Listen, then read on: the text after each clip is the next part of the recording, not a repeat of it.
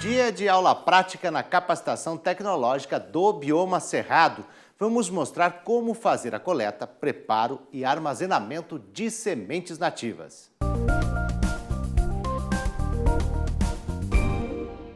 Olá, meu nome é Felipe Ribeiro, sou pesquisador da Embrapa e nós estamos aqui hoje na Embrapa Cerrados, em Brasília DF, para mostrar para vocês como é que a gente coleta semente de plantas nativas, como é que a gente armazena essas sementes e a partir dessas sementes como é que a gente coleta e prepara mudas para que a gente possa recuperar e trazer árvores para a propriedade rural aqui do Bioma Cerrado. Vamos lá?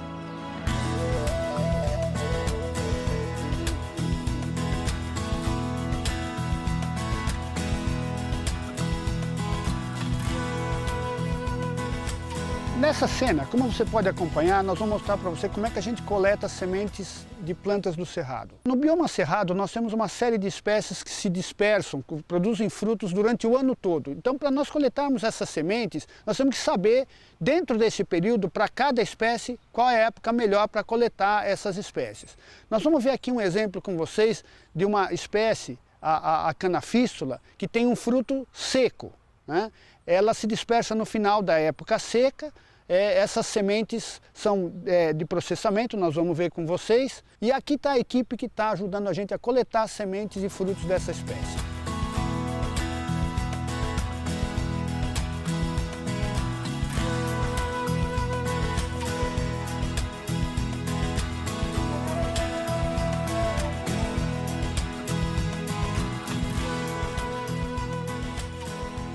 Agora nós vamos ver um outro tipo de fruto. Nós já vimos o seco, agora vamos ver os frutos carnosos, né? O Cerrado tem uma série de espécies fruteiras, como por exemplo o pequi, como por exemplo o araticum, e nós vamos ver o exemplo da mangaba, né? Essa árvore é uma árvore mais baixa, é mais fácil de colher esses frutos no pé ou muitas vezes no chão, porque ela cai e a gente fica muito mais fácil de colher a mangaba no chão.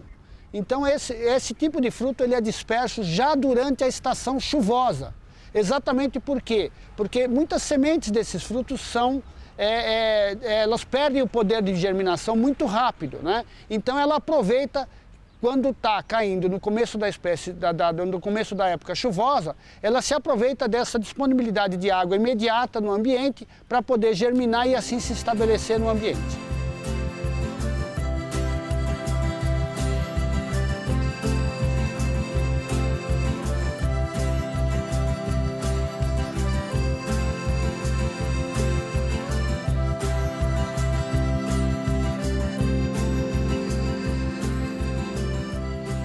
Olá, eu sou Maria Cristina de Oliveira, professora na Universidade de Brasília, Faculdade UNB Planaltina, e nós estamos aqui no viveiro da Embrapa Cerrados. Então agora eu convido você para testarmos juntos, utilizando um fruto seco e um fruto carnoso.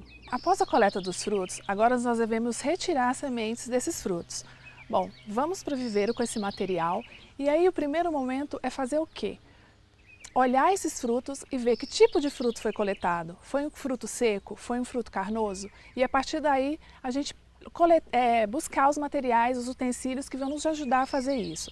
No caso de frutos secos, nós podemos utilizar o pilão, facas, martelos, tesouras de poda, ou às vezes até com a própria mão a gente consegue retirar essa semente. No caso dos frutos carnosos, vai ser um pouco diferente. Nós podemos utilizar maceramento em peneira, nós podemos utilizar fermentação, podemos utilizar raspagem para fazer isso.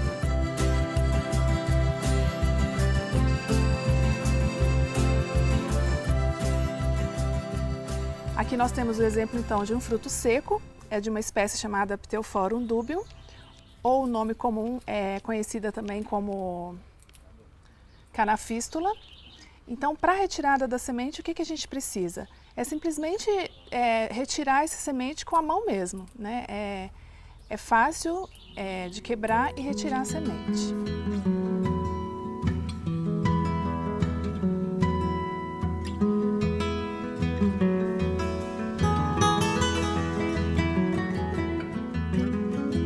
Bem, aqui nós temos o exemplo de um fruto carnoso. Essa é a espécie Rancornia speciosa, ou também conhecida como mangaba. É uma espécie localizada no Cerrado sentido restrito. E para separar, como ele é um fruto carnoso, nós podemos fazer isso, né? Macerar esses frutos em peneira e ir retirando aos poucos as sementes.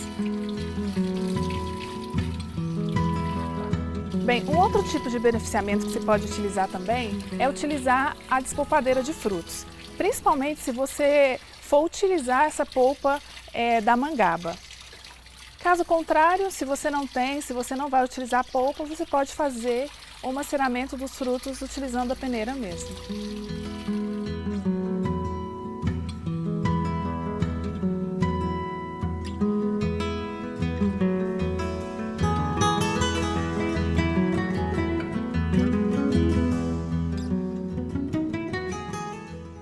E agora nós estamos aqui no viveiro da Embrapa Cerrados e vamos passar o passo a passo da produção da muda de albízia.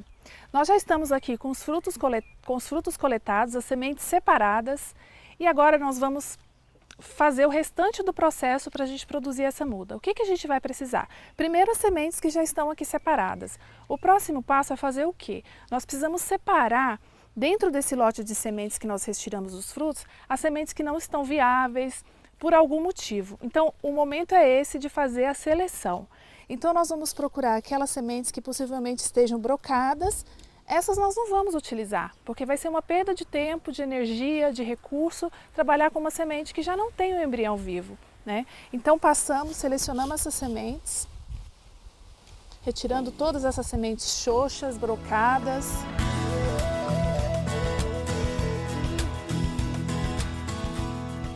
Bem, agora as nossas sementes já estão selecionadas e nós podemos dar dois destinos. Aquelas que vão para o viveiro serem plantadas e aquelas que vão ficar armazenadas. Vamos ver como acontece esse processo de armazenamento? Então, eu vou mostrar para vocês agora o segmento mais importante de um trabalho no viveiro, que já é a casa de sementes, que é o lugar onde a gente armazena essas sementes. Já imaginou todo esse trabalho que nós tivemos no campo para coletar sementes e frutos? Depois essas sementes perdem a viabilidade? Eu vou mostrar para vocês como é que se armazena. Então vamos aqui. Primeiro eu vou mostrar para vocês aquelas sementes mais resistentes, aqueles frutos mais resistentes que não precisam de uma câmara fria, por exemplo, para serem armazenados. Então a gente pode armazenar em temperatura ambiente, às vezes dentro do próprio fruto, tá vendo? Então essas sementes a gente já sabe, pela experiência, né, que elas toleram o armazenamento no própria temperatura ambiente. Nós temos aqui a dalbergia, nós temos aqui a córdia, né? Que são espécies que a gente já sabe que toleram esse tipo de ambiente. Então eu vou mostrar para vocês aqui em seguida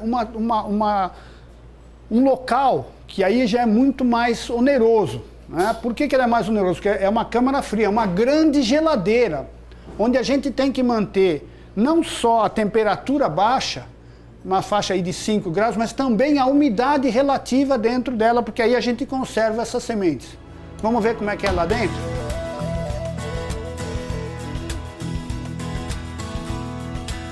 Essa estrutura é muito importante para o armazenamento de sementes. Aqui nós estamos dentro da câmara fria. Essas espécies precisam dessa temperatura mais baixa e um determinado grau de umidade para que elas se mantenham viáveis por mais tempo. Então esse patrimônio dentro de um viveiro é muito importante. Aqui nós temos mais de 60 espécies nessa estrutura que nós guardamos então para, na época certa, levar para o viveiro para produzirmos as mudas ou mesmo para fazer semeadura direta, que é uma estratégia que barateia o custo do plantio nas propriedades rurais. O que eu queria mostrar mais aqui para vocês também é a importância esses containers, tem que ser de papelão para eles poderem respirar, né? Não pode ser de plástico, ele tem que ser um tipo de um papelão grosso, né? Para o armazenamento dessas sementes.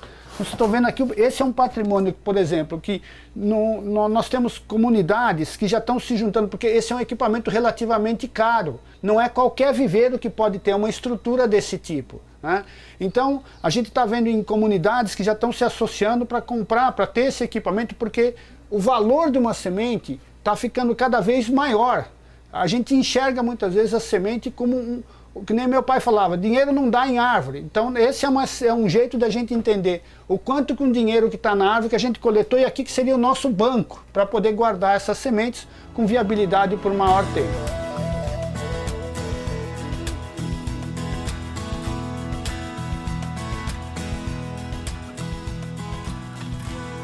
Bem, então vamos imaginar que aqui nós já temos as sementes prontas, selecionadas para fazer o plantio.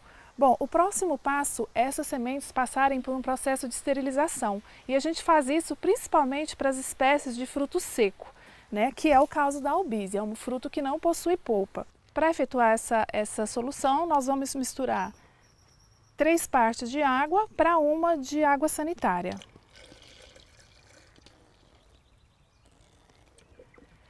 Feito isso, o próximo passo é colocar as sementes e deixá-las mergulhadas em torno de 3 minutos. As sementes já selecionadas. E vamos deixá-las imersas na solução por volta de 3 minutos.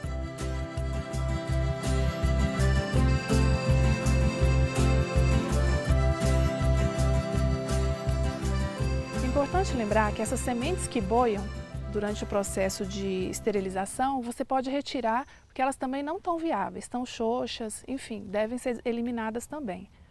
Bom, o nosso próximo passo com relação às sementes de albízia é passar para o plantio, né? No caso, a semente de albízia, ela não tem dormência, né? Vamos imaginar então que nós estivéssemos trabalhando com uma espécie que tivesse dormência. Qual seria o próximo procedimento?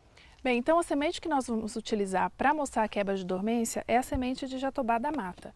Então é uma espécie que possui dormência do tegumento, né? E para isso, para a gente fazer com que essa água entre mais rapidamente, penetre no embrião e faça essa semente germinar, é preciso quebrar essa dormência. Então geralmente o que a gente faz é um corte oposto ao hilo da semente, que é essa cicatriz que a semente tem. Do lado oposto, a gente faz um corte, ou utilizando a tesoura de poda, como nós vamos fazer aqui, ou se em grande quantidade, você pode utilizar o esmeril, que é um aparelho que vai facilitar, né, nesse processo. Vamos fazer um corte oposto ao hilo, né, um pequeno corte até o aparecimento do endosperma, certo? E aí a semente está pronta para ser colocada para germinar. Bom, então agora, antes de retirar essas sementes do processo de esterilização, nós vamos montar a sementeira. Então, o que é a sementeira? É o local onde essa muda vai germinar, onde essa semente vai germinar, né? E para depois ser transplantada para o local definitivo, onde ela vai ser plantada no viveiro. Então, como é que nós vamos preparar essa sementeira? A gente deve levar em conta que espécies de cerrado possuem um desenvolvimento maior da parte radicular, então nós precisamos de sementeira que sejam bem profundas, né? Então nós preparamos e o preenchimento dela é 100% de areia lavada, né? Então nós completamos todo esse local, você pode montar essa sementeira no chão, né, do seu viveiro. Então é preparar a sementeira apenas com essa areia, né, e aí sim colocar sementes para germinar.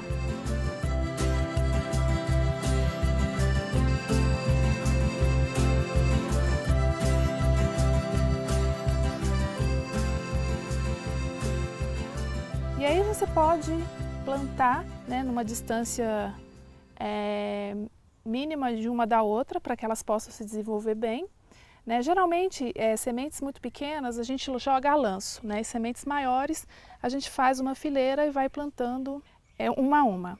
Nesse caso aqui, eu estou fazendo o processo de semeadura, né, na mão em fileiras.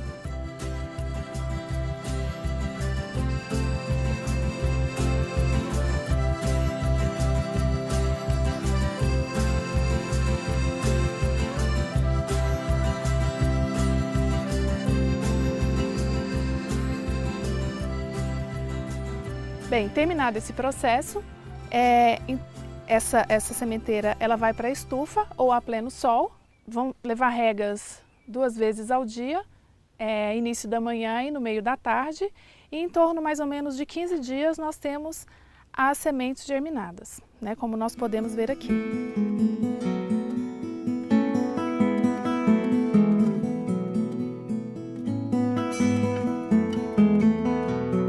Nesse momento, as plântulas estão prontas para serem transplantadas para o local definitivo. Vamos acompanhar então como é feito esse processo de produção desse substrato? Eu sou o Roberto Ogata, técnico florestal do projeto Biomas, e estou aqui para ilustrar os diferentes tipos de substrato para produzir as mudas do nosso bioma. E como tem diferentes fitofisionomias no cerrado, eu vou ilustrar apenas um para poder ter todo o sucesso da produção de mudas. Porque existe desde das formações que exigem pouca quantidade de adubo até aqueles de, por exemplo, os organossolos. Então, vamos ilustrar alguns e todos eles estarão presentes na cartilha que vocês podem estar visualizando nas apresentações. Então, aqui, por exemplo, é o do tipo 1, onde que tem terra de barranco, que são 280 litros. O esterco de curral curtido, 70 litros. Areia grossa lavada e peneirada, 18 litros. Calcário dolomítico, 500 gramas. E o NPK 4148, 150 gramas.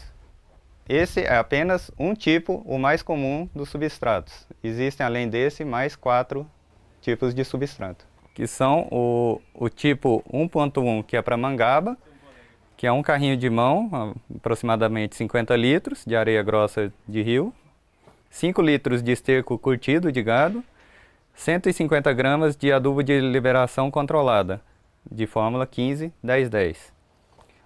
Tem outro tipo que é exclusivo para o piqui, que é 4 carrinhos de mão, aproximadamente 280 litros de lato-solo vermelho, um carrinho de mão, aproximadamente 70 litros de esterco curtido, 5 pás de areia lavada, que dá aproximadamente 18 litros, 150 gramas de calcário dolomítico, 840 gramas de adubação de liberação controlada de fórmula 15-10-10. Além disso, tem o substrato tipo 2, que é para as formações florestais, como, por exemplo, a mata ciliar, mata de galeria e mata seca, que são 3 carrinhos de mão cheios de aproximadamente 210 litros de lato-solo vermelho, um carrinho de mão, aproximadamente 70 litros de esterco curtido de gado, 4 pás de areia lavada e peneirada, aproximadamente 15 litros, 500 gramas de adubo NPK 4148, 200 gramas de calcário dolomítico e 150 gramas de FTE BR12, que são os micronutrientes.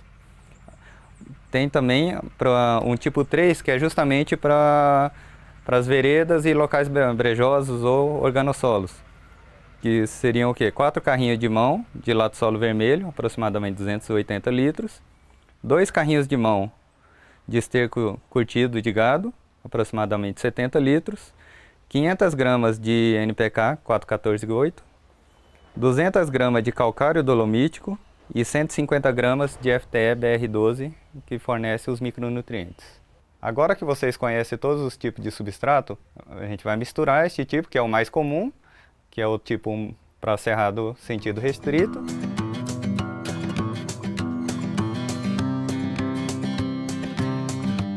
Aqui a gente está fazendo com a mão, mas cada produtor tem as suas formas de misturar isso daqui. Tem pessoas que misturam com betoneira, outros com tratores, de forma mecanizada. Pequenos produtores podem fazer isso com enxada.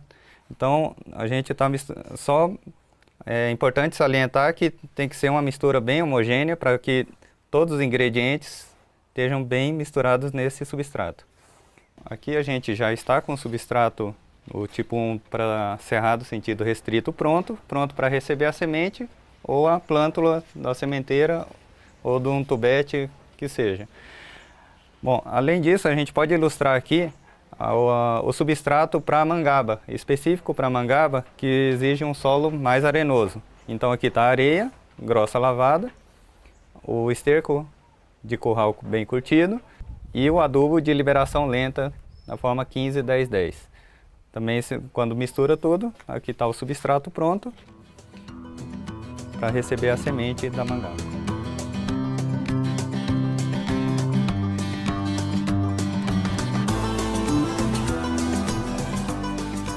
Bem, o substrato já está pronto, nós vimos como produzir e agora nós vamos fazer o quê? Fazer o transplantio dessas plântulas para esse substrato que nós já produzimos. Bom, o primeiro momento é molhar essa sementeira para depois a gente começar a retirar essas plântulas. É interessante você ter uma estaquinha pequena na sua mão para te ajudar a retirar essa plântula da sementeira. Então, é importante ter bastante cuidado, né?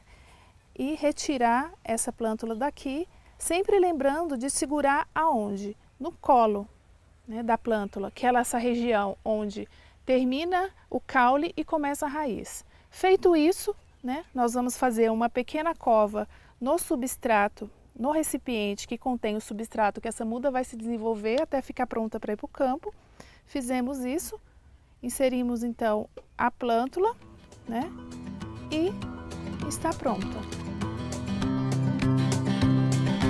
Então aqui nós temos a plântula já transplantada para o local definitivo, onde ela vai aguardar mais ou menos aproximadamente 6 meses até estar pronta para ser plantada no campo.